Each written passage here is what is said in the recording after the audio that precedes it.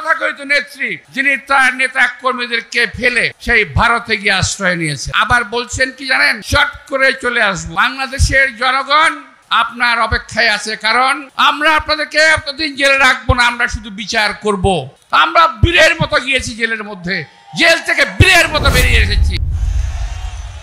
বিসমিল্লাহির রহমানির রহিম। আজকের বিশ্ব গণতান্ত্রিক দিবস উপলক্ষে আয়োজিত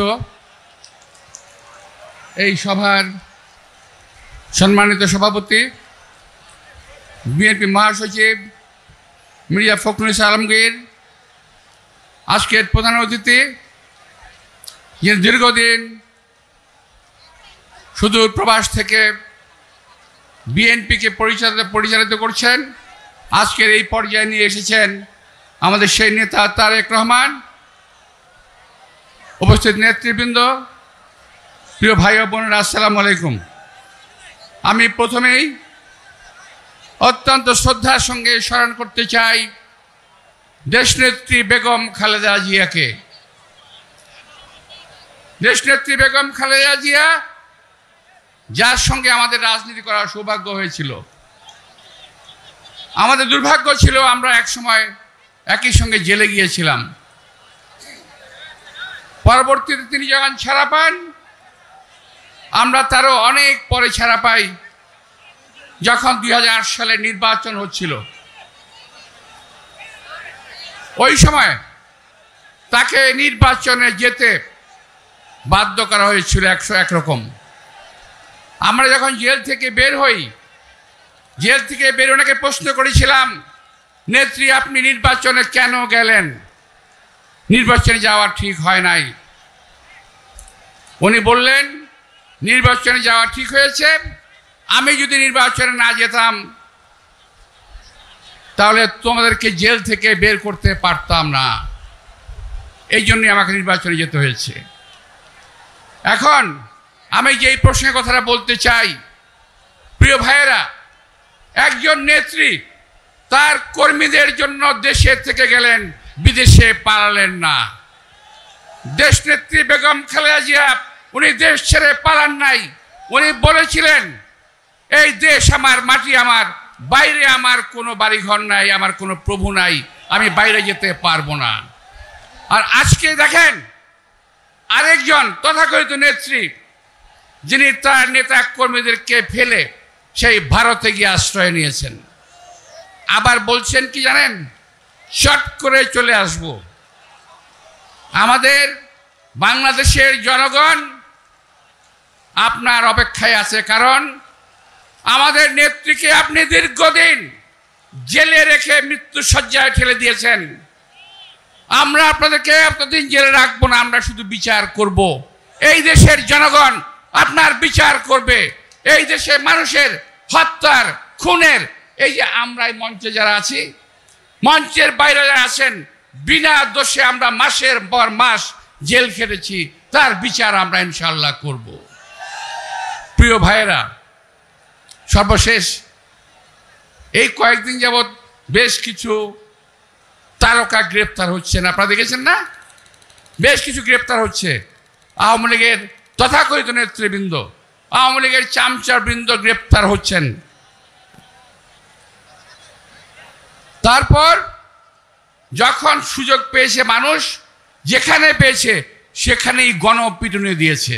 আপনারা খেয়াল করেছেন না? এটা জেলখানায়, রাস্তায়, যেখানে পেয়েছে গণপিটুনি দিয়েছে। আমি আজকে অত্যন্ত আল্লাহর রহমতে, আল্লাহর সাহায্য কামনা করে এই কথা স্পষ্টতই বলতে চাই, এই মঞ্চে আমরা যারা আছি, আমাদেরকে গ্রেপ্তার করেছিল, বারবার গ্রেপ্তার করেছে। এই 17 বছরে কমপক্ষে 34 বার গ্রেপ্তার হয়েছি ভাই। কই আমি যখন গ্রেপ্তার হই, আমাদেরকে যখন জেলে নেয়, আমাদের যখন কোর্টে আনে, মির্জা ফখরুল ইসলামকে যখন কোর্টে আনে, যখন আমানুল্লাহকে কোর্টে আনে, যখন আমার নেতৃবৃন্দকে কোর্টে আনে, সবাই তো ফুল দিয়ে বরণ করেছে আমাদেরকে সাংবাদিক ভাইরা বলেছে, আব্বাস ভাই হাত দেখান, হাত দেখান। আমরা হাত দেখিয়েছি। আমরা বীরের মতো গিয়েছি জেলের মধ্যে, জেল থেকে বীরের মতো বেরিয়ে এসেছি। আজকে ওরা কেন মার খাচ্ছে? বলেন তো ভাই, কেন মার খাচ্ছে? মার খাচ্ছে এই কারণে, আমার দেশ নেত্রী গণতন্ত্রকে ভালোবাসেন, আমার দল গণতন্ত্রকে ভালোবাসে। যখন সময় হয়েছে এই পল্টনে মিটিং করে দেশনেত্রী বেগম খালেদা জিয়া 1996 সালে ক্ষমতা হস্তান্তর করেছেন। তিনি তো ক্ষমতা হস্তান্তর না করলেও পারতেন, তিনি তো হাসিনার মতো ক্ষমতা দখল করে থাকতে পারতেন, কিন্তু তিনি ক্ষমতা হস্তান্তর করেছেন কারণ তিনি গণতন্ত্রে বিশ্বাস করেন। আমরাও গণতন্ত্রে বিশ্বাস করি, এই দেশের মানুষ বিশ্বাস করে বিএনপি একটি গণতান্ত্রিক দল, বিএনপি ফ্যাসিস্ট দল নয়। প্রিয় ভাই, আজকে এই কারণে আওয়ামী লীগের নেতৃবৃন্দ গ্রেপ্তার হচ্ছেন এবং ফ্যাসিস্ট দলের সদস্য হিসেবে, চোরাকারবারি হিসেবে, মানি লন্ডারিংয়ের মাসা হিসেবে তারা মার খাচ্ছেন। আমাদের নেতা কর্মীরা আমরা ইনশাল্লাহ কখনো মারের মুখে আমরা পড়ি নাই, ইনশাল্লাহ পড়তেও হবে না। আমার দল গণতন্ত্রে বিশ্বাস করে, আমার নেতা গণতন্ত্রে বিশ্বাস করে, আমার নেত্রী গণতন্ত্রে বিশ্বাস করে। তুমি বউ আইতাছি আমি। তো যাই হোক, আমার ওদিকে সময় শেষ হয়ে গেছে, তা আমি আর সময় নষ্ট করব না। আমি বলতে চাই, দেশনেত্রী বেগম খালেদা জিয়ার শাসন দেশ পরিচালনা আর আওয়ামী লীগের শাসন দেশ পরিচালনা এক কথা নয়। আর একটি কথা আমি বলে শেষ করব,